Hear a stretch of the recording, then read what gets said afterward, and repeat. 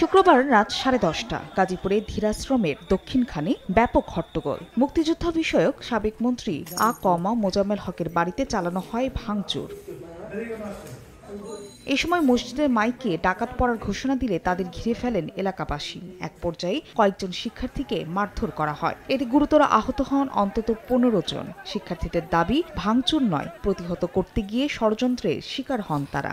আশেপাশে তো মসজিদে সবগুলো মাইকে অ্যানাউন্স করছে একজনকেও জীবিত রাখবো না, এটা বলে খালি রামদানে সবাই আসছে। এখন চাঁদিতে ঘেরাও সব বাড়ির ভিতরে ঢুকছি আমরা। প্রশাসন এই ঘটনার 2 থেকে 2.5 ঘন্টা পরেও স্টেপ নিতে তারা অবহেলা করছে। লুটপাট করে পরবর্তীতে পরিকল্পিতভাবে ছাত্রদের নাম দেওয়া হচ্ছে।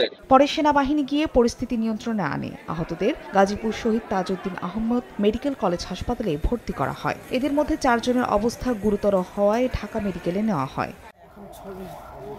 এদিকে রাতেই ঘটনাস্থল পরিদর্শন করেন জাতীয় নাগরিক কমিটির মুখ্য সংগঠক সার্জিস আলম ও বৈষম্য বিরোধী ছাত্র আন্দোলনের আহ্বায়ক হাসনাত আব্দুল্লাহ। ভুক্তভোগী ও প্রত্যক্ষদর্শীদের সঙ্গে কথা বলেন তারা, খোঁজ নেন আহতদের।